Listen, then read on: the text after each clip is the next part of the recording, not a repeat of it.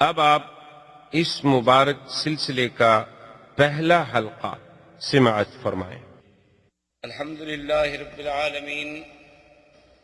والصلاة والسلام على اشرف الانبیاء وسید المرسلین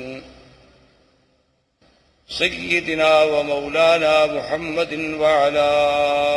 آلہ واصحابہ اجمعین۔ اللهم صل على سيدنا محمد النبي الأمي الهاشمي وعلى آله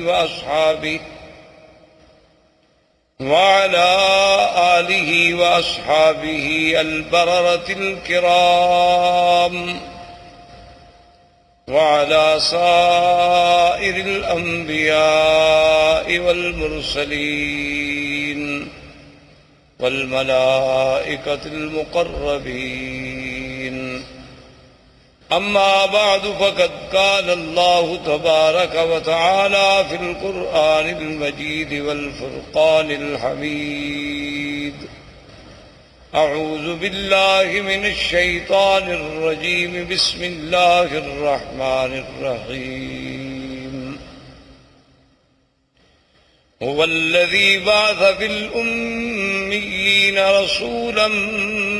منهم يتلو عليهم آياته ويزكيهم ويعلمهم الكتاب والحكمة وإن كانوا من قبل لفي ضلال مبين. قال النبي صلى الله عليه وسلم: أنا محمد وأنا أحمد وأنا الماهي الذي يمحو الله بي الكفر، وأنا الحاشر الذي يحشر الناس على قدمي، وأنا العاقب الذي ليس بعده نبي، أو كما قال النبي صلى الله عليه وسلم. صدق الله العلي العظيم، وصدق رسوله النبي الكريم، ونحن على ذلك لمن الشاهدين ومن الشاكرين، والحمد لله رب العالمين. برادران اسلام، آج کے درس میں سیرت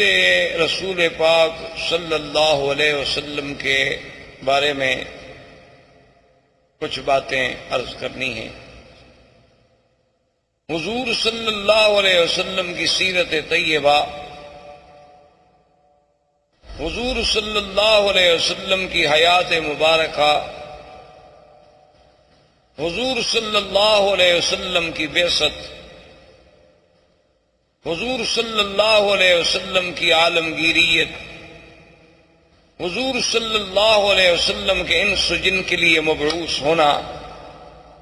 حضور صلی اللہ علیہ وسلم کی نبوت و رسالت تک قیامت تک کا جاری رہنا، یہ ساری چیزیں اور سارے پہلو اس کے متقاضی ہیں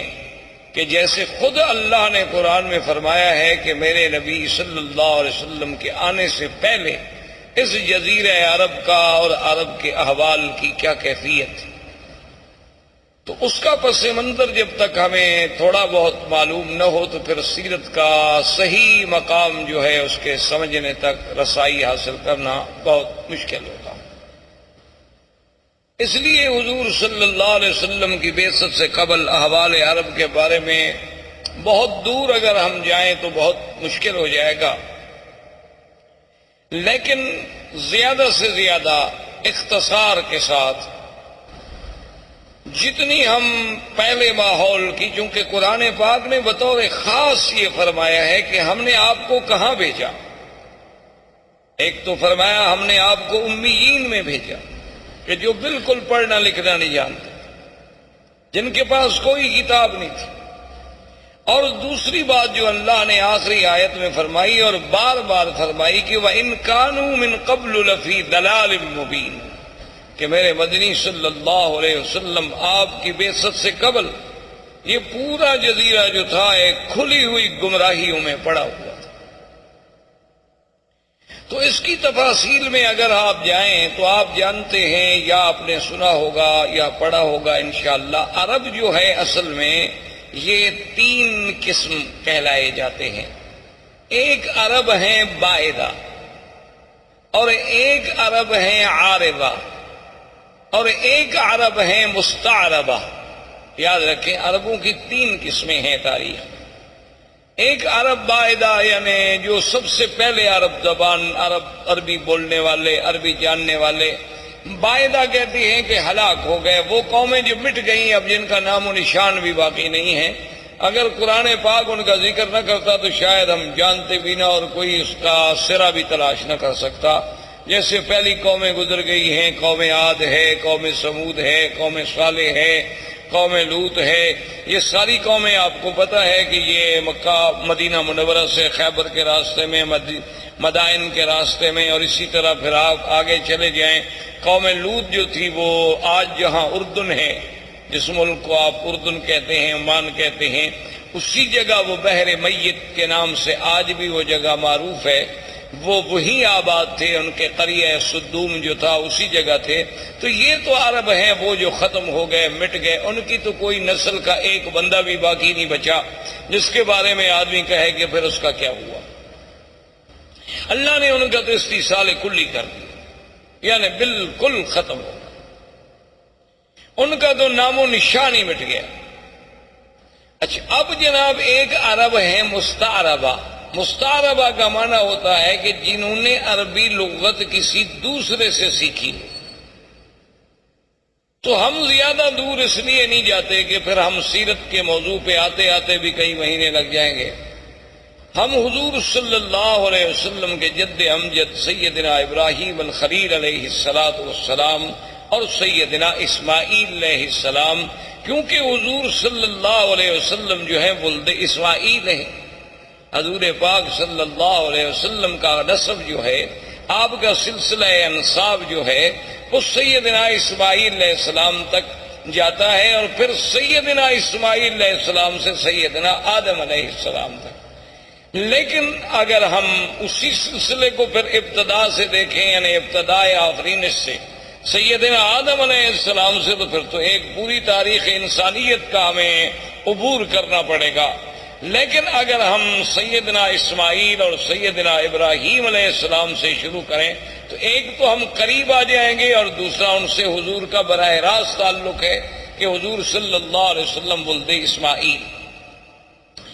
تو مختصراً یہ عرض کروں کہ اللہ نے سیدنا ابراہیم علیہ السلام کو حکم دیا کہ اپنے بیوی بچوں کو جا کے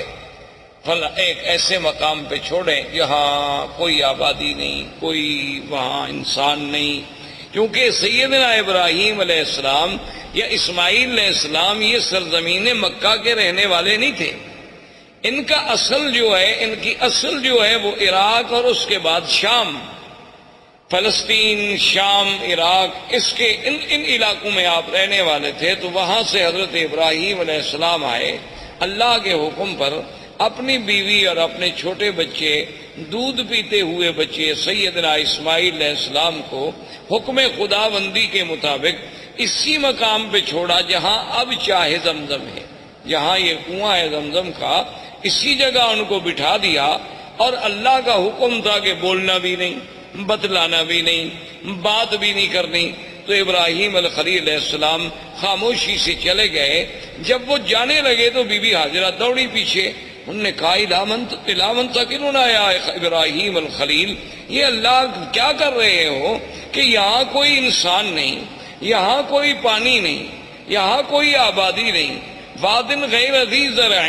کالے پہاڑوں میں گھری ہوئی ایک وادی ہے، تو اور یہاں جہاں کعبہ شریف ہے یہاں بالکل ایک ٹیلے کا نشان تھا، تو ہمیں کیسے چھوڑ کے جا رہے ہو؟ ابراہیم علیہ السلام خاموش ہیں چونکہ اللہ کا حکم نہیں جواب دینے کا۔ تو آخر بی بی نے مجبور ہو کر یہ جو جنت المعلی جسے آپ کہتے ہیں نا جنت المعلی، یہ اصل میں اس کو معلّہ کیوں کہتے ہیں کہ یہ کعبۃ اللہ کا سرزمین مکہ کا اونچا حصہ ہے، یعنی یہ اعلیٰ ہے، اعلیٰ معنی بلند، اور یہ جو ہے اسفل، یہ مسفلہ جس کو آپ کہتے ہیں محلہ مسفلہ، اس کو مسفلہ کیوں کہتے ہیں کہ یہ اسفل ہے، یہ یعنی نیچے والا حصہ ہے اور وہ جانب اعلیٰ ہے۔ اسی لیے جب بھی سیل آتے ہیں تو اوپر سے پانی گرے گا اور اسی مسیال سے مسفلہ سے ہوتا ہوا پھر نیچے چلا جائے گا طریق لیس سے۔ تو یہ اعلیٰ جانب تھی، تو اسی لیے وہ جو قبرستان ہے اس کو مومنین کی وجہ سے جنت کا لقب ملا اور جنت المعلیٰ کہلایا۔ تو اس مقام تک بی بی صاحبہ دوڑتی آئیں ابراہیم علیہ السلام کے پیچھے، اور ابراہیم علیہ السلام اونٹنی پہ سوار تھے اور خاموش ہو کے جا رہے۔ تو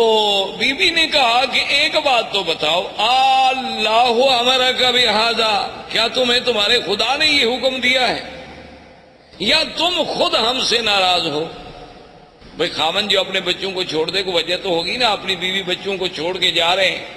اور چھوڑ بھی ایسی جگہ جا رہے ہیں نا، یہ تو نہیں کہ ان کو سسرال میں بھجوا دیا، بچوں میں بھجوا دیا، کسی بھائی کے گھر میں بھجوا دیا، ایک ایسے مقام پہ چھوڑ دیا کہ بادل غیر ذی زرع، جہاں کچھ بھی نہیں۔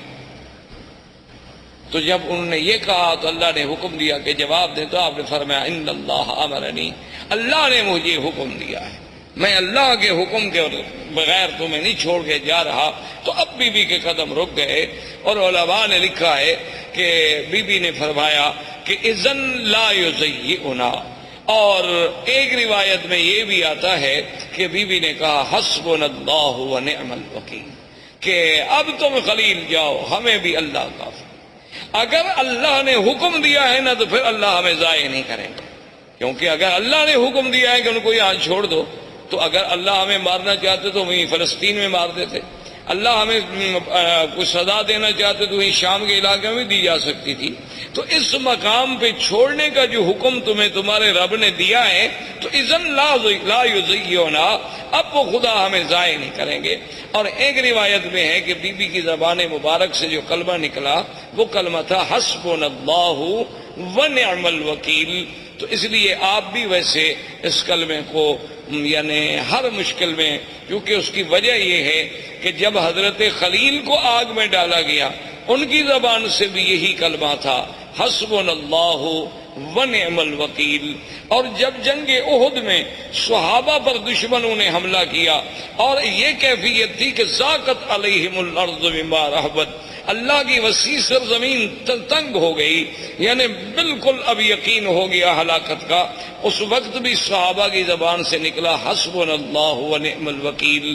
سیدہ عائشہ صدیقہ رضی اللہ تعالی عنہا پہ جب تہمت لگی، اتنا بڑا الزام لگا امہات المؤمنین پہ، عصمت رسول پاک پہ، تو جب سب سے پہلے بی بی کو خبر ملی کہ آپ پر یہ الزام لگا ہے، تو بی بی کی زبان سے نکلا حسبنا اللہ ونعم الوکیل۔ تو اس لیے علماء نے اس پر بڑی کتابیں لکھی ہیں، القول الجمیل فیما جاء فی فضل حسبنا اللہ ونعم الوکیل۔ تو ہر مصیبت میں اور ہر مشکل میں، ظاہری مشکلات، باطنی مشکلات، دنیاوی مشکلات، نوکری کی مشکلات، دشمنوں کی مشکلات، اگر اس کو آدمی یقین کامل سے پڑھے تو اللہ تبارک و تعالیٰ کی رحمت سے، کیونکہ جس نے پڑھا ہے اس کی اللہ نے مشکل حل فرما دی ہے۔ اس لیے علماء نے لکھا ہے کہ یہ کلمہ مبارک ایک اکسیر ہے، یعنی ایک ایسا ہے کہ جس چیز کو لگاؤ سونا بنا دے، لیکن شرط یہ ہے کہ اس پر ایقان ہو، ایمان ہو، یقین ہو، اور پھر پڑھنے کے لیے کوئی حد نہیں، وضو ہے نہیں ہے، ڈپٹی پہ ہیں آپ، چل رہے ہیں، گھر میں ہیں، بیٹھے ہیں، جب یاد آیا تو پڑھ لیا۔ اور جس مشکل کے لیے پڑھیں گے اللہ کی رحمت سے فانقلبوا بنعمت من اللہ وفضل لم یمسسہم سوء، اللہ نے فرمایا کہ جب میرے مدنی کے صحابہ نے اس کلمے کو پڑھا تو ہم نے پھر ان کو نعمتوں کے ساتھ واپس لوٹایا، ان کو ذرا سی بھی پھر ہم نے تکلیف نہیں پہنچنے دی۔ تو اللہ تبارک و تعالیٰ کے یہ کلمہ مبارک بی بی کی زبان سے بھی علماء نے لکھا ہے کہ نکلا اور بی بی واپس آ گئی۔ اب بڑا تفصیل کا واقعہ ہے کہ بی بی آئیں، پھر چھوٹا بچہ ہے، اور یعنی اندازہ کریں آپ کہ کتنا خوف و خطر ہے۔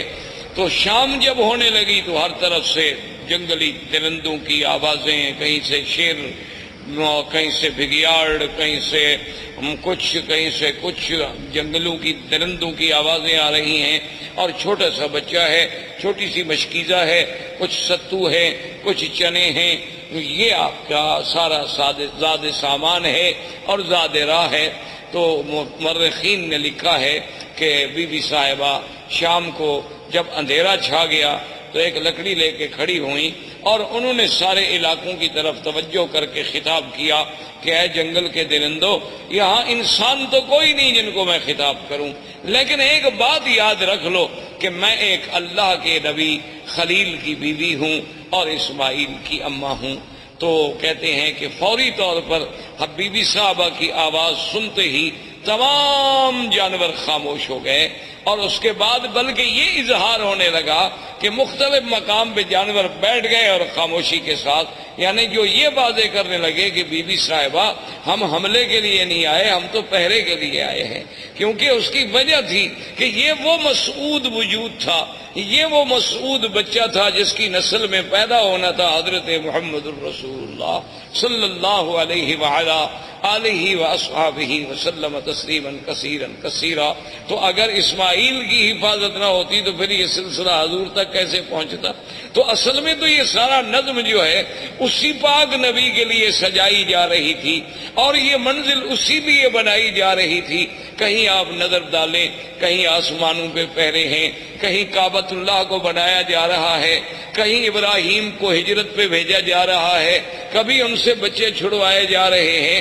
تو یہ ساری چیزیں جب ان پہ نظر ڈالیں گے تو محسوس ہوگا کہ یہ ساری محفل جس کے لیے سجائی جا رہی تھی وہ آنے والے تھے حضرت محمد الرسول اللہ صلی اللہ علیہ وآلہ آلہ واصحابہ وسلم تسلیما کثیرا کثیرا۔ تو اب جناب سیدنا اسماعیل علیہ السلام کا پانی ختم ہوا، بی بی صاحبہ صفا مروہ پہ دوڑی، صفا پہ چڑھی، مروہ پہ گئیں، مروہ پہ چڑھی، صفا پہ پہنچی اور 7 چکر لگائے۔ تو اللہ پاک کو یہ دوڑنا اتنا پسند آیا کہ مسعی جو ہے اس کو قیامت تک کے لیے شاعر اللہ قرار دے دیا گیا۔ اب جناب بی بی کے کان میں آواز آئی کہ جاء الغوث، کہ اللہ کی مدد آ گئی۔ بی بی نہ گھبرائیں۔ تو بی بی صاحبہ کھڑی ہو گئی، انہوں نے کہا کون ہو آواز دینے والے، سامنے آؤ۔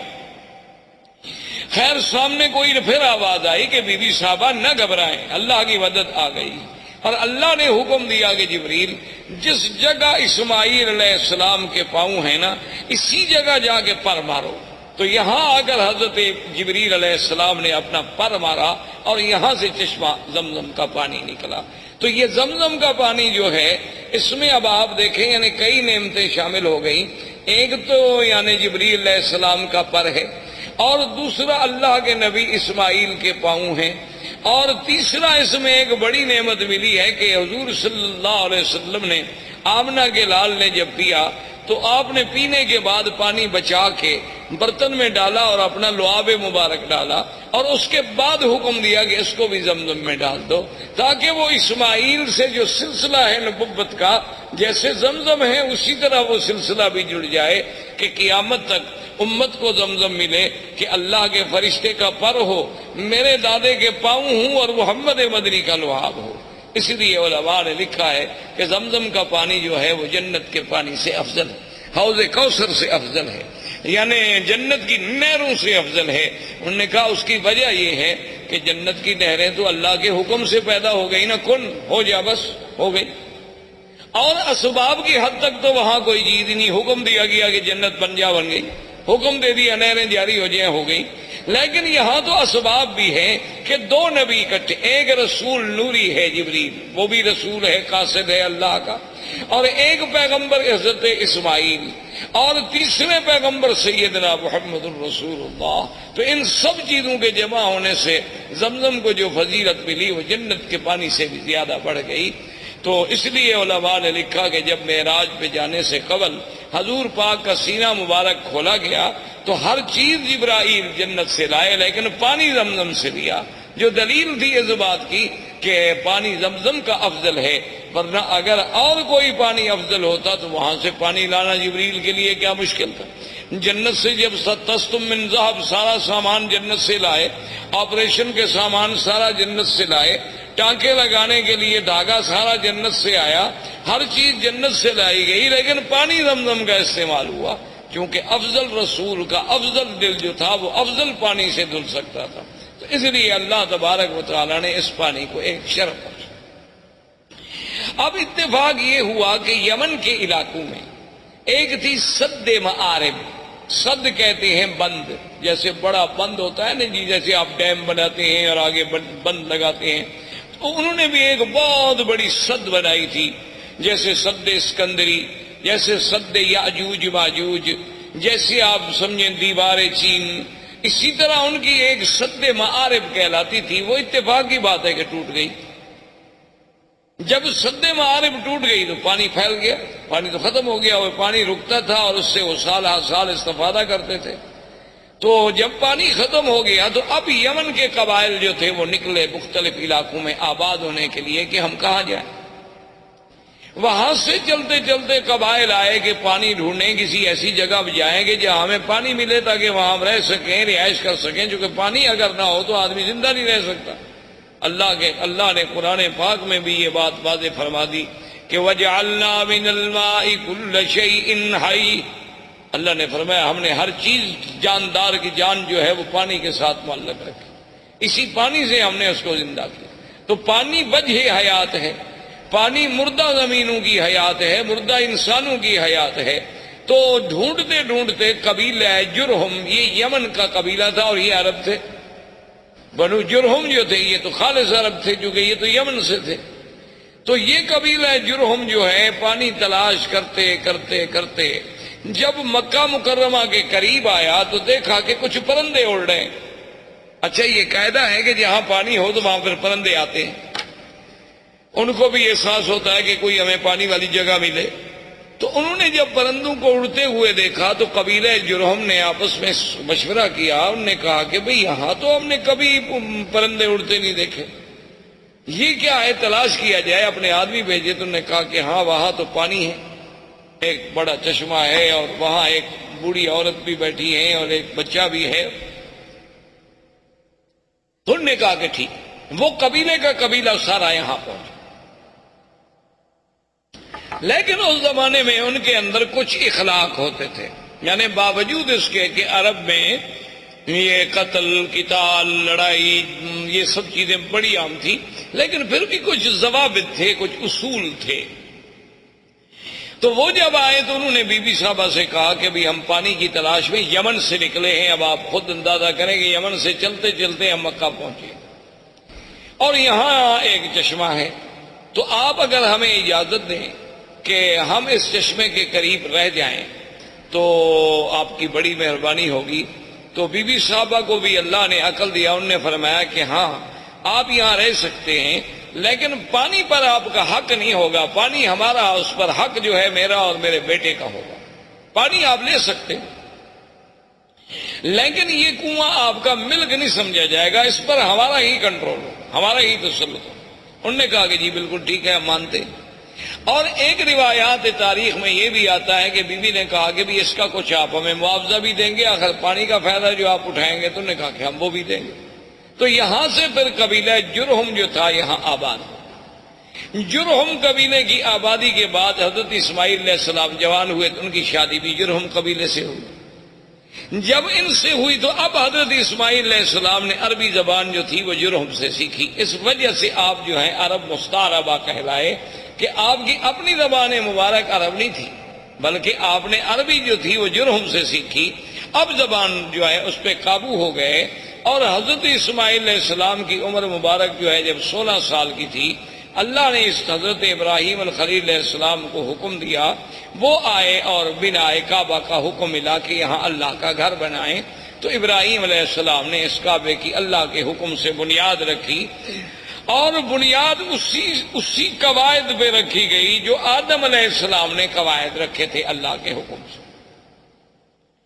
اب ایک تاریخ میں یہ آتا ہے کہ ابراہیم علیہ السلام نے پوچھا کہ اللہ آپ کا حکم ہے کہ میرا کعبہ بناؤ، لیکن مجھے پتہ نہیں کتنا طول ہے، عرض ہے، کتنا کعبہ ہے، کہاں دیواریں ہوں گی۔ وہ تو ایک ٹیلہ تھا نا جی، بارشیں آتی اور فلڈ آتے اور سیل آتی، سیلاب آتے اور چیزیں یہاں پھینک کے چلے جاتے، تو بنتے بنتے بہت بڑا ٹیلہ بن گیا۔ تو اللہ نے حکم دیا کہ ہم آسمان پر بادل کا ایک ٹکڑا بھیجتے ہیں، جہاں جہاں بادل کا سایہ ہو سمجھ لو گی یہ جگہ کعبہ ہے، اور جہاں سایہ نہیں ہوگا تو وہ جگہ کعبہ نہیں، اسی جگہ تم نشان لگا لو۔ تو کعبۃ اللہ کے اوپر ایک سایہ ایسے جیسے سائبان کھڑا ہو جاتا ہے، یعنی وہ کھڑا ہو گیا، اور حضرت اسماعیل علیہ السلام، حضرت ابراہیم اور اسماعیل علیہ السلام نے نیچے کعبۃ اللہ کے نشان لگا۔ دیکھیں نا کہ آج 1400 سال کے بعد دنیا ترقی کرتی ہے نا جی، کہ جوی نقشہ، کہ بھئی ہم ہیلی کاپٹر پہ بیٹھ کے یا فضاؤں سے بیٹھ کے یا چھوٹے جہازوں پہ بیٹھ کے اوپر سے وہ کسی علاقے کا کسی شہر کا نقشہ بناتے ہیں، لیکن اللہ نے اپنے کعبے کے لیے تو 4000 سال پہلے سے نقشے کا انتظام فرما دیا کہ بھی اس کی پیمائش دیکھ رہی ہے، طول و عرض دیکھ رہا ہے، اور ان کے فوٹو تو غلطی بھی کر سکتے ہیں، لیکن وہ تو سایہ اتنا صحیح تھا کہ اس میں جب ابراہیم علیہ السلام نے کھودا تو نیچے ابراہیم حضرت آدم علیہ السلام کی بنیادیں مل گئی، تو اس پر وہ کعبۃ اللہ کی جو ہے وہ تعمیر۔ اب جو مقام ابراہیم ہے اس کے بارے میں دو چیزیں ملتی ہیں ہمیں تاریخ۔ ایک تو صحیح روایات جو ہیں وہ یہ ہیں کہ جب دیواریں اونچی ہو گئی تو اب ابراہیم علیہ السلام کے لیے مشکل تھا نا جی کہ اوپر پہاڑ پہ، دیواروں پہ، چٹانوں پہ کیسے پہنچائیں، کیسے پتھر کیسے لگائیں، نیچے والے تو اٹھا کے رکھ دیے نا، لیکن جب جگہ اونچی ہو گئی تو ضرورت تھی نا کہ کوئی ایسی چیز ہو جو ہمیں اوپر لے جائے۔ اب اس کے لیے ضرورت یہ تھی کہ درخت کاٹے جائیں، لکڑیاں کاٹی جائیں، پھٹے بنائے جائیں، ان کو باندھا جائے اور کھڑے ہونے کا ذریعہ بنے۔ تو اللہ نے حکم دیا کہ ابراہیم الخلیل، یہاں ایک پتھر ہے، اس پتھر پہ تم کھڑے ہو جاؤ، اور یہ تمہارے حکم کے ہم نے تابع کر دیا ہے، اس کو آپ حکم دیں گے یہ اونچا ہو جائے گا، اور حکم دیں گے تو خود بخود یہ نیچے چلا جائے۔ یعنی آپ دیکھیں نا آج کرینوں کے جو تصور ہیں، مشینری کے جو تصور ہیں کہ آپ کے بٹن سے ضرورت کے مطابق اوپر ہوں گی نیچے ہوں گی، لیکن اللہ تبارک و تعالیٰ کی کمال قدرت دیکھیں اور انبیاء کے معجزات دیکھیں کہ نہ تو کوئی مشینری لگائی گئی، نہ وہاں کوئی موٹر لگائی گئی، نہ کوئی بجلی کا انتظام کیا گیا، بس پتھر کو حکم دے دیا کہ جو میرا نبی کہتا ہے مانو، پتھر تابع ہو گیا، بات ختم ہو گئی۔ اللہ تبارک و تعالیٰ چاہے تو داؤد علیہ السلام کے پتھر تابع کر دیں، اللہ چاہے تو ابراہیم علیہ السلام کے تابع کر دیں، تو ابراہیم علیہ السلام کھڑے ہو جاتے، پتھر اوپر ہو جاتا، پھر نیچے ہو جاتا، اور اس پر حضرت ابراہیم علیہ السلام کے قدموں کے نشان پڑ گئے۔ ویسے آپ کو بھی کبھی دھوکہ ضرور لگا ہوگا، آپ جب دیکھتے ہوں گے مقام ابراہیم کے پتھر کہ بھئی اتنا چھوٹا پاؤں اور اندر کیسے پورا چلا گیا۔ یہ پورا اندر نہیں تھا، یہ تو اصل میں یہ ہے کہ یوں پتھر تھا نا، تو آپ نے جب پاؤں رکھا تو پاؤں کا نشان لگ گیا اندر تھوڑا سا، یہ بعد میں تو ہم نے چوم کے چاٹ کے الحمدللہ اس کو نیچے پہنچایا۔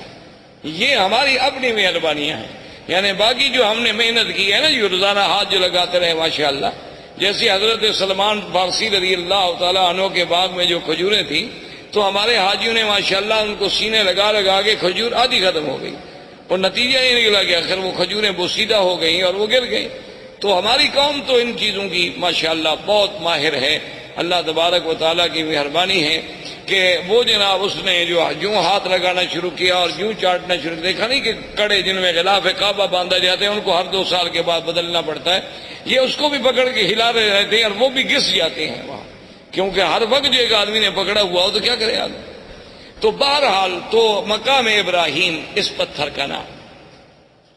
اچھا اللہ کی شان دیکھیں، یہ مقام ابراہیم جہاں اب ہے یہاں نہیں تھا،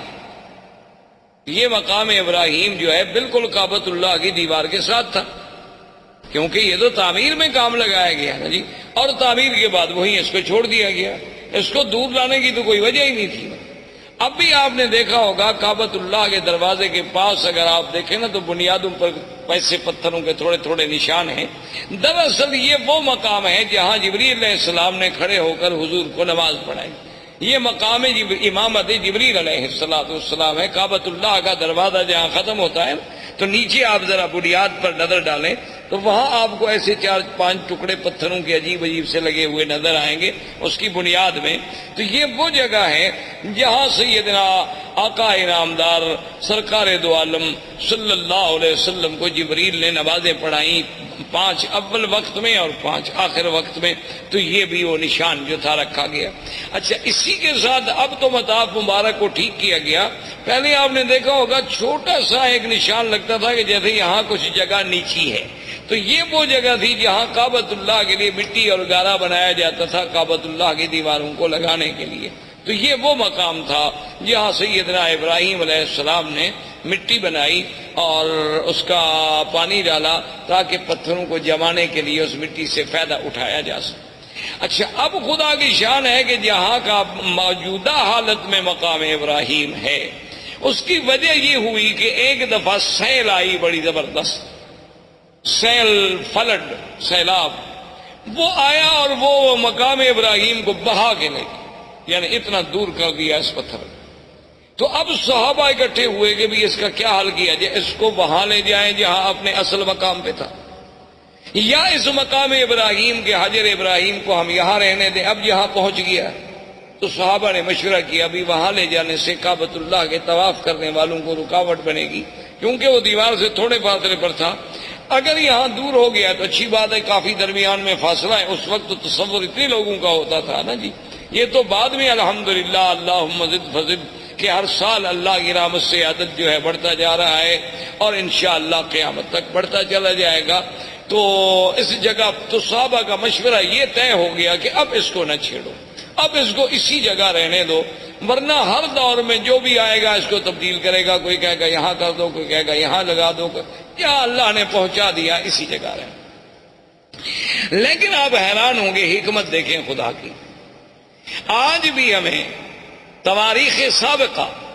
تاریخ عالم کو جب آپ کھولیں تو ان میں یہ باتیں ملتی ہیں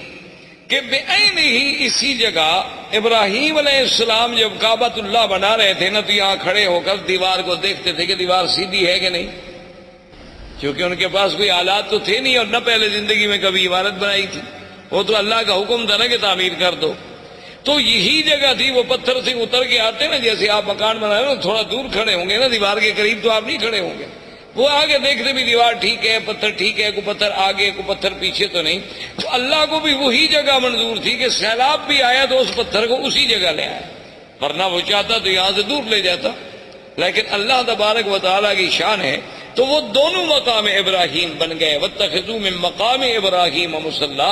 ایک تو اس سے مراد وہ پتھر، اور ایک اس سے مراد وہ مقام جہاں ابراہیم علیہ السلام کھڑے ہو کے کعبۃ اللہ کی عمارت کو دیکھا کرتے تھے۔ تو اللہ تبارک و تعالی نے اس جگہ کو بھی یعنی اتنی بڑی عظمت بخشی، اتنی بڑی شان بخشی کہ وہ قیامت تک کے لیے قرآن میں آیا، اور مصلی خلیل، مصلی حبیب سیدنا محمد الرسول اللہ صلی اللہ علیہ وسلم جو ہے بن گیا۔ اب یہ سیدنا ابراہیم علیہ السلام نے کعبہ بنایا، اللہ نے ندا کا حکم دیا کہ کعبہ بن گیا ہے، لوگوں کو حج کے لیے پکارو۔ تو اس ندا میں بھی اقوال ہے، بعض علماء فرماتے ہیں اسی حجر ابراہیم پہ کھڑے ہو کے ابراہیم علیہ السلام نے ندا دی، بعض علماء فرماتے ہیں کہ جبل ابی قبیس، یہ جو پہلا جس قریب پہاڑ ہے نا جس پہ اب محلات ہیں، یہ پہاڑ ابی قبیس جو، اور اللہ کی شان ہے کعبۃ اللہ اول بیت، یہ دنیا میں سب سے پہلا گھر، اور ابی قبیس اول جبل وضع فی الارض، یہ دنیا کے پہاڑوں میں سب سے پہلا پہاڑ ہے جو زمین پہ رکھا گیا۔ تو ابھی قبیس پہ کھڑے ہوئے، اور ایک روایت میں ہے کہ حضرت ابراہیم علیہ السلام عرفات میں جا کے عرفات کی پہاڑی پہ کھڑے ہو کے آپ نے ندا دی، ایک روایت یہ بھی آتی ہے۔ تو وہاں سے اللہ نے ان کی ندا کو پوری دنیا میں کائنات میں پہنچا دیا۔ تو اب ابراہیم علیہ السلام تشریف لے گئے، حضرت اسماعیل علیہ السلام یہاں رہے، حضرت اسماعیل علیہ السلام کی شادیاں ہوئیں، اس طریقے سے اللہ تبارک و تعالی نے سرزمین کو آباد کیا، اور اس پورے علاقے میں ما سوائے دین توحید کے اور کوئی دین نہیں تھا، یعنی سب لوگ جو تھے وہ ملت ابراہیم، سب لوگ جو تھے وہ دین ابراہیم پہ تھے، اور کوئی شرک نہیں، کوئی بے دینی نہیں، کوئی احداث نہیں، کیونکہ ان علاقوں کو تو دین ملا ہے۔ اسی وجہ، یہی تو وجہ تھی نا کہ ہر آدمی یہ کہتا تھا کہ میں ملت ابراہیم پہ ہوں۔ یہودیوں کا بھی دعویٰ کہ ہم ملت ابراہیم پہ، نصرانیوں کا دعویٰ کہ ہم ملت ابراہیم، مشرکین مکہ کا دعویٰ کہ ہم ملت ابراہیم پہ۔ آخر اللہ نے ارشاد فرمایا ما کان ابراہیم یہودیا ولا نصرانیا ولکن کان حنیفا مسلما وما كان من المشركين. اللہ نے فرمایا کہ ابراہیم نہ تو یہودیت پہ تھے نہ نصرانیت پہ، اب وہ تو بالکل ساری دنیا سے مائل ہو کے دین اسلام دین حق پہ چلنے والے، اور نہ وہ مشرکین میں سے تھے. تو یہ سارا دین جو تھا دین توحید تھا، ملت ابراہیمی تھی. سب سے پہلے عمر ابن لوہی ایک شخص تھا، وہ مکے کا سردار تھا اور بہت بڑا سردار. یعنی اس کی بات جو تھی نا جی مکے میں اور قبائل میں اور حول مکہ ایسے مانی جاتی تھی کہ اس کی بات کے ٹالنے کا کسی کو کوئی تصور بھی نہیں. تو عمر ابن لوہی جو ہے یہ وہ آدمی ہے جو حاجیوں کو بڑی خدمت کرتے، ان کو زمزم پلاتے. صرف زمزم خالی نہیں بلکہ اس میں اصل ملا کے شہد ملا کے پلاتے تھے حاجیوں. تو یہ عمر ابن لوہی جو ہے یہ شام کے علاقے میں گیا تجارت کے لیے. تو وہاں اس نے ایک قوم تھی عمالقہ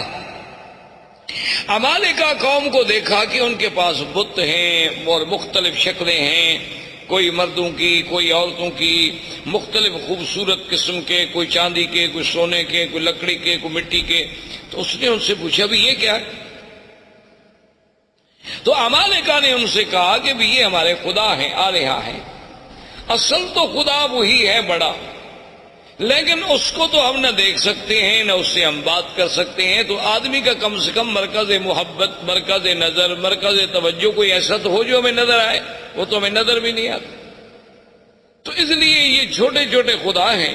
جب ہم مشکل میں ہوتے ہیں تو ہم آ کر ان کو پوجتے ہیں، ان کی عبادت کرتے ہیں، اور پھر ان کی عبادت سے جن کی یہ تصویریں ہیں، تماثیل ہیں، وہ ہم سے خوش ہوتے ہیں، وہ اللہ میاں کو کہہ دیتے ہیں تو ہمارا کام ہو جاتا ہے. تو یہ اصل میں چھوٹے چھوٹے ہم نے آلہہ بنا رکھے ہیں اپنے اپنے تصورات کے مطابق. اصل میں وہ آلہہ کی ابتدا جو ہے یعنی وہاں عمالقہ میں کہاں سے آئی؟ نوح علیہ السلام کے زمانے سے. اس وقت سے بت پرستی چلی آ رہی تھی. اور وہ بت پرستی کیسے آئی تھی کہ جب کوئی اللہ والا فوت ہو گیا تو اس کے پہلے فوٹو بنائے گئے، محبت کے لیے گھر میں رکھا گیا، پھر آہستہ آہستہ اس پہ پھولوں کے ہار لٹکائے گئے، پھر پرنام کیا گیا اور آخر میں سجدے شروع ہو گئے. ابتدا وہاں سے شروع. جیسے آج کل آپ دیکھتے ہیں مسلمانوں کے بھی گھروں میں بھی مرشد کا فوٹو ہے، ماشاءاللہ صبح اٹھ کے زیارت فرماتے ہیں. اسی طرح بہت سارے لوگوں نے قرآن شریف کے پہلے صفحے پر اپنے مرشد کا فوٹو رکھا ہوتا ہے کہ جب تلاوت قرآن کرنی ہو تو پہلے مرشد کے فوٹو کی زیارت کرتے ہیں، بوسہ دیتے ہیں، آنکھوں سے لگاتے ہیں، پھر وہ فوٹو حکم کرتا ہے قرآن پڑھو تو پڑھتے ہیں، اگر حکم نہ کرے تو قرآن بند کر کے رکھ دیں گے، چونکہ چلنا تو مرشد کے حکم پر ہے نا، اگر وہ ہمیں حکم دیں گے تو اس طرح عمالقہ میں یہ بھی بت پرستی داخل ہو گئی. تو عمر ابن لوہی کے دماغ میں پتہ نہیں کیا آئی کہ ایک نئی چیز ہے. تو اس نے کہا اچھا بھی ایک دو بت مجھے بھی دو تاکہ میں ان کو مکے میں لے جاؤں اور ہم بھی ادھر کعبۃ اللہ میں رکھیں گے. تو سب سے پہلا بت جو عمر ابن لوہی لے کے آیا وہ حبل تھا، اس کا نام تھا حبل. وہ جب لے کے آیا حبل کو یہاں رکھا اور سارے مکے والوں کو بلایا کہ بھئی یہ تو ہمیں خدا مل گیا ہے. ایسے پہلے تو ہم خالی گھر میں عبادت کر رہے تھے، خدا تو نہیں تھا، تو اب سب اس کی عبادت کیا کریں. تو لوگوں نے اس کی عبادت کرنی شروع کی. اس نے باقی قبائل کو بلایا، پھر ہر قبیلے کے لیے خدا بنتا چلا گیا. کو بنو ثقیف کا، کو بنو حذیل کا، کو بنو خزاع کا، کو قریش کا، کو بنو ہاشم کا، سب خدا بناتے گئے. اور پھر اس نے لوگوں سے یہ بھی کہہ دیا، اس نے کہا کہ دیکھو یہ بت تو بناؤ، خدا تو بناؤ، لیکن یہ شرط ہے کہ مٹی ہمارے اس شہر کی ہو، یعنی پتھر یہاں سے لو، مٹی بھی یہاں سے لو، پھر اس سے بناؤ، ہر مٹی سے نہ بناؤ، چونکہ یہ تو اللہ کے گھر کی مٹی ہے نا، یہ تو مبارک مٹی ہے. یہ چیزیں جو ہے نا جی اس کے دماغ میں آئیں. اس لیے حضور پاک نے فرمایا تھا کہ اول من بدل الدین عمر ابن لوہی، سب سے پہلے اللہ کے دین میں تحریف کرنے والا، بدلنے والا اور شرک کی ابتدا کرنے والا سرزمین مکہ میں جو تھا تو عمر ابن لوہی. اور حضور نے یہ بھی ارشاد فرمایا کہ انی رأیت، فرمایا میں نے مجھے دکھایا گیا ہے کہ یجر امعاہ فی النار، کہ وہ اپنی آنتیں جو ہیں جہنم میں گھسیٹتا ہوا جہنم میں چل رہا. تو یہ وہ پہلا شخص تھا جس سے بت پرستی کی ابتدا ہو. اس نے آرڈر کر دیا کہ بھئی کوئی آدمی بت بنائے، ہر قبیلہ بت بنائے، لیکن وہ بت مکے کے پتھروں سے ہو. اور دوسری بات یہ ہو گئی، اس نے حکم کر دیا کہ ہر قبیلہ جو بت بنائے اپنا ایک بت جو ہے وہ یہاں رکھے، یعنی ہم اس قبیلے کو شرف دیں گے کہ تمہارا خدا جو ہے وہ کعبے میں موجود ہے، اور اگر اس قبیلے سے لڑائی ہو جاتی تو اس کے خدا کو بھی نکال دیتے تھے کہ بھئی اب تمہارا خدا یہاں نہیں رہ سکتا، تمہارا ہمارا جھگڑا ہے۔ تو اس طرح جناب یہ ہوا، حتیٰ کہ بڑا عجیب واقعہ ہے کہ ایک شخص سفر پہ گیا تو اس کو وہ اپنا بت جو تھا وہ بھول گیا، اور مکہ مکرمہ سے پتھر اٹھانا بھی بھول گیا۔ اب راستے میں اس کا دل ہوا کہ میں اپنے خدا کی پوجا کروں، اپنے بت کی پوجا کروں، اپنے صنم کو پوجوں، تو اب اس نے کہا بھی میں کہاں سے بناؤں، وہ تو میں مکہ سے تو پتھر لایا نہیں۔ جیسے ہمارے روافض نے بھی آپ نے دیکھا ہے، ان کا بھی ایک مٹی کا ایک ایسے ٹھیلا گول سا بنا ہوتا ہے، وہ سجدے میں وہی استعمال کرتے ہیں۔ وہ کہتے ہیں یہ قرب و بلا کی مٹی ہے، تو وہ مقدس مقام کی مٹی ہے، اس کے بغیر ہمارا سجدہ نہیں ہوتا، کیونکہ حضرت حسین نے شہید ہوتے وقت اسی پہ سجدہ کیا تھا، تو لہذا وہی مٹی لے کے وہ ہر جگہ چلتے ہیں، اس کو بنایا ہوتا ہے، وہ سامنے رکھیں گے اور اسی پہ وہ اپنا سجدہ کریں گے، باقی کسی جگہ کے لیے ان کا سجدہ نہیں ہوتا۔ اللہ نے ہمارے لیے پوری دنیا پاک کی، انہوں نے جناب تنگ کرتے مشرکین مکہ نے کہا مکے کے پتھروں کا بت بناؤ، انہوں نے کہا کربلا کا بناؤ۔ تو بہرحال اللہ رحمت فرمائے۔ تو اب جناب یہ ہوا کہ اس بندے کو سوچ آئی کہ میں کیا کروں۔ اس نے کہا کہ میرے پاس کھجوریں البتہ تھی، سفر میں اور تو کوئی خوراک نہیں ہوتی تھی، تو میں نے کھجوروں کو اکٹھا کیا اور کھجوروں کو جیسے میرا بت تھا نا اس کی شکل کا ایک بت کھجوروں سے بنایا، کھجوروں سے اس کی گٹھلیاں نکال دی اور کھجوروں کو معجون کی شکل دے کر میں نے اس کا بت بنا دیا اور اس کی پوجا کرنی شروع کی۔ اس کی عبادت کرتا رہا، لیکن کہتے جب بعد میں بھوک لگی تو خدا کو کھا گیا، اور میں کیا کرتا۔ وہ کہتے آخر میرے پاس کوئی حل نہیں تھا۔ جب سفر میں مجھے بھوک نے ستایا تو میں نے کہا یار میں اب کیا کروں، تو میں نے پھر خدا کی پہلے ٹانگ کاٹی، پھر ہاتھ کاٹا، پھر گردن کاٹی، اور آہستہ آہستہ کھا گیا۔ سارا سفر میں راستے میں بندہ خدا کو کھا گیا۔ یعنی آپ اندازہ کریں جاہلیت کا۔ اسی لیے اکبر نے حالی نے کہا تھا نا کہ کھڑے ہیں پڑے ہیں جو ماپو تو بندے خدا سے بڑے ہیں۔ تو یہ فطرت انسانی ہے کہ جب وہ بھٹکتی ہے تو پھر ایسی حرکتیں کرتی۔ جیسے کہ ایک صحابی مسلمان ہوئے، اسلام لانے کے بعد لوگوں نے کہا کہ بھئی آپ ہمیں اپنی زندگی کا کوئی واقعہ سنائیں۔ اس نے کہا کہ بھئی آپ تو کہتے ہیں کہ یہ بت جو ہے نا کوئی فائدہ نہیں پہنچاتے، لیکن میرا جو خدا تھا نا، جو میرا بت تھا جس کی میں پوجا کرتا تھا، اس نے مجھے بہت فائدہ پہنچایا۔ اب صحابہ حیران ہو گئے کہ بت کیسے فائدہ پہنچائے۔ اس نے کہا ابھی کیسے؟ اس نے کہا اصل میں ایک دفعہ سفر پہ گیا، صحرا کا سفر تھا، تو میں اپنے بت کو چھوڑ کے کسی کام گیا، واپس آیا تو دیکھا کہ وَالثَّعْلَبُ يَبُولُ عَلَىٰ رَأْسِهِ کہ ایک صحرا کی لومڑی کھڑی ہے اور میرے اس بت پہ پیشاب کر رہی ہے۔ تو میں نے کہا ھذا رب، یہ خدا ہو سکتا ہے جس پہ ثعلب آ کر پیشاب کر دے؟ تو میں نے اس کو پھینک دیا اور دل میں اسلام داخل ہو گیا کہ واقعی اللہ تبارک و تعالیٰ کے دین کے علاوہ یہ محض ہمارے تخیلات ہیں اور فسادات ہیں۔ تو بہرحال میرے کہنے کا مقصد یہ تھا کہ یہاں سے عرب سے بت پرستی شروع ہوئی اور آہستہ آہستہ یہاں شرک کی جڑیں پھیلتی چلی گئی۔ اب اسی طریقے سے پھر یہود جو تھے، یہود اور نصارہ، یہ یہود بھی کوئی مدینہ منورہ میں رہنے والے نہیں تھے، یہ بھی ان کا اصل جو تھا شام تھا۔ یہ وہاں سے آئے اور آ کر مدینہ منورہ میں آباد ہوئے۔ اس وقت مدینہ منورہ کو یثرب کہا جاتا تھا، اس کا نام مدینہ منورہ نہیں تھا۔ یہ وہاں آ کر آباد ہوئے۔ ان میں کئی قبائل تھے، بنی قینقاع تھے، بنو نذیر تھے، بنی قریظہ تھے، اور اسی طرح یمن سے کچھ لوگ نکلے۔ جب ربیعۃ بن النصر یمن کا آدمی تھا، اس نے خواب دیکھا کہ اپنے خواب میں کہ بعض احباش کہتے ہیں بہت گھٹیا قوم کے لوگ، وہ یمن پہ بادشاہ بن جائیں گے، تو وہ ڈر کے مارے اپنے خاندان کو لے کر وہ بھی وہاں سے نکلا اور حیرہ میں جا کے اس نے، عراق کے اندر ایک جگہ ہے حیرہ، وہاں جا کر اس نے ڈیرا ڈالا، اور اس کے بعد پھر اس کا لڑکا پیدا ہوا جس کا نام جو ہے سنان ابن اسعد تھا، سنان اسعد، جس کا لقب تبا تھا، یہ اس کا بیٹا تھا، اور یہ پھر بہت بڑا بادشاہ بنا، اور اس نے پھر بڑی جنگیں کی اور بڑی لڑائیاں کی۔ اور یہ اسی ضمن میں آیا، مدینہ منورہ میں پہنچا، پھر مدینہ منورہ سے آگے چلا گیا، اور اس نے اپنے ایک بیٹے کو اسی یثرب کے مقام پہ چھوڑ دیا کہ بھی تم یہاں رہو، سنا ہے کہ یہاں علماء رہتے ہیں، اہل کتاب لوگ ہیں، ان سے کچھ استفادہ کرو۔ اچھا، خدا کی قدرت یہ ہے کہ کچھ عرصے کے بعد اس کے بیٹے کو مدینے میں کسی آدمی نے قتل کر دیا۔ وہ جب قتل ہوا تو اس کو اطلاع ملی کہ تمہارا تو بیٹا قتل ہو گیا۔ اس نے جناب چڑھائی کی، اس نے آگے چڑھائی کی اور جنگ لڑی، اور خدا کی شان دیکھیں، دنیا کی تاریخ میں یہ نرالی جنگ تھی کہ مدینے والے لوگ اس سے بادشاہ طبا کی فوجوں سے، یمن کی فوجوں سے سارا دن لڑائی لڑتے، جب شام ہوتی تو ان کے لیے کھانا بھجواتے،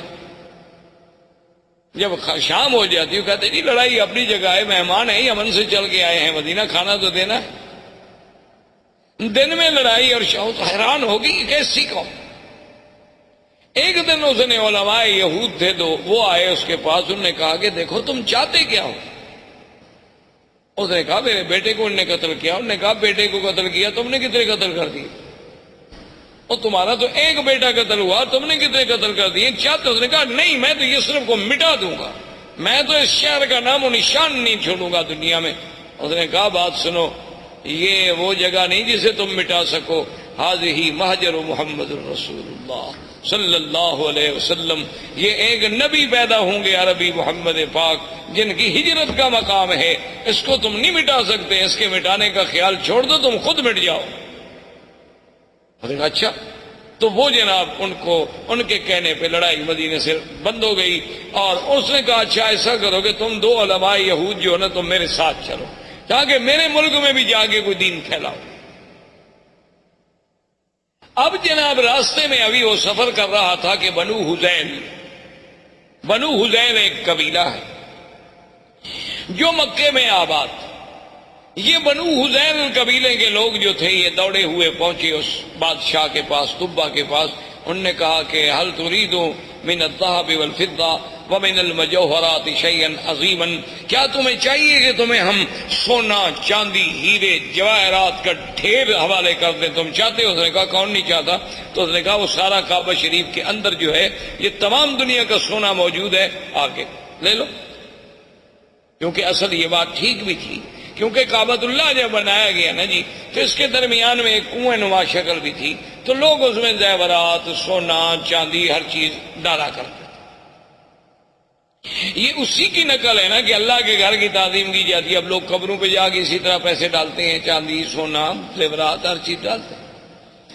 تو بہرحال یہ ہے کہ اس نے قابل کو ٹھیک،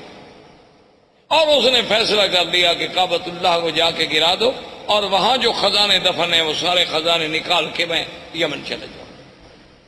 ابھی اس نے یہ ارادہ کیا تھا کہ بالکل سیاہ ایسی اندھیری آئی کہ اتنا اندھیرا چھا گیا کہ اپنا ہاتھ بندے کو نظر نہیں آتا۔ اس نے پھر ان علماء یہود کو بلایا کہ جلدی آؤ، یہ کیا ہو گیا؟ انہوں نے کہا کہ راستے میں ایک شہر ہے، اس کے بارے میں تو تم نے کوئی بری نیت نہیں کی۔ انہوں نے کہا ہاں بالکل، یہ بنو حذیل کے لوگ آئے ہیں، وہ کہتے ہیں کہ وہاں کعبے میں بہت بڑا خزانہ دفن ہے، میں جا کے کعبے کو گراؤں گا۔ اس نے کہا تم کعبے کو نہیں گرا سکتے، وہ اللہ کا گھر ہے، وہ بنائے ابراہیم ہے، تم فوراً توبہ کرو اور چل کے کعبے کا طواف کرو۔ اس نے کہا طواف تو خیر میں نہیں جانتا، چلو پھر میں ویسے تعظیم کرتا ہوں، احتراماً میں چلا جاؤں گا، لیکن میں گراؤں گا نہیں، اب میں نے توبہ کر لی۔ اس نے توبہ کر لی کعبۃ اللہ کے نہ گرانے کی۔ رات کو خواب میں دیکھا کہ میں کعبۃ اللہ پہ غلاف چڑھا رہا ہوں۔ تو اس نے علماء یہود سے کہا، انہوں نے کہا چلو تعظیم کا یہ بھی ایک طریقہ ہے کہ اس کعبۃ اللہ پہ تم غلاف چڑھاؤ۔ تو سب سے پہلا غلاف چڑھانے والا وہ طبا تھا، سنان ابن سعد۔ اس نے غلاف چڑھایا، پھر یہ غلاف چڑھتے رہے۔ اچھا کبھی ایسا بھی ہوتا تھا کہ غلاف پہ غلاف چڑھتے گئے، غلاف پہ غلاف چڑھتے گئے، تو بعض اوقات تو یہ بھی فیصلہ کرنا پڑا کہ ان غلافوں کے بوجھ سے کہیں دیواریں نہ گر جائیں، اس لیے پھر حکم دیا گیا کہ ایک غلاف رکھو بھئی، اتنے غلاف تو نہ چڑھاؤ۔ تو یہ ان دونوں یہودیوں کو لے کر اپنے ملک میں گیا، جس کی وجہ سے یمن میں بھی یہودیت پھیل گئی، یمن میں بھی یہودیت غالب آ گئی۔ اب اسی زمانے میں یمن میں یہودیت کا غلبہ ہو گیا، نجران کے علاقوں میں کچھ نصارہ تھے، اور اسی طرح ہرقل قیصر روم جو ہے وہ نصرانی تھا۔ تو اسی زمانے میں وہ ابو نواز بادشاہ تھا جس نے حدود بنائی تھی، جس نے خندقیں کھودی اور مسلمانوں کو جس میں جلایا گیا تھا، وہ ابو نواز تھا۔ اس نے جناب لوگوں کو جلا ڈالا کہ بھی یا تو مجھے خدا مانو ورنہ میں تمہیں آگ میں جلا ڈالوں۔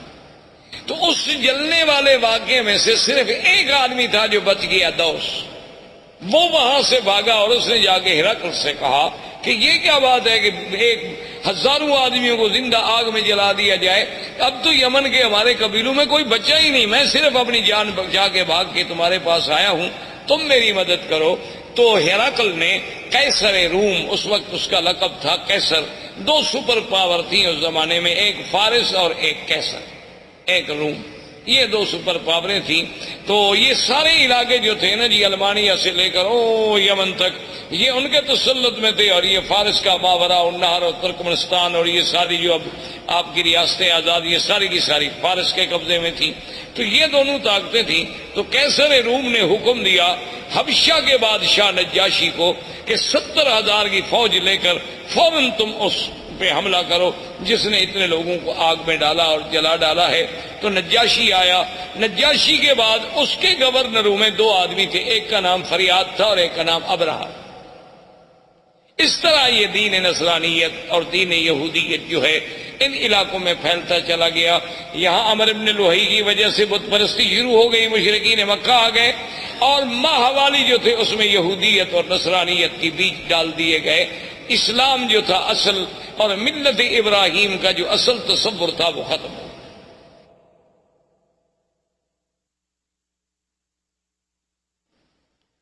اب جناب یہ ہوا کہ آہستہ آہستہ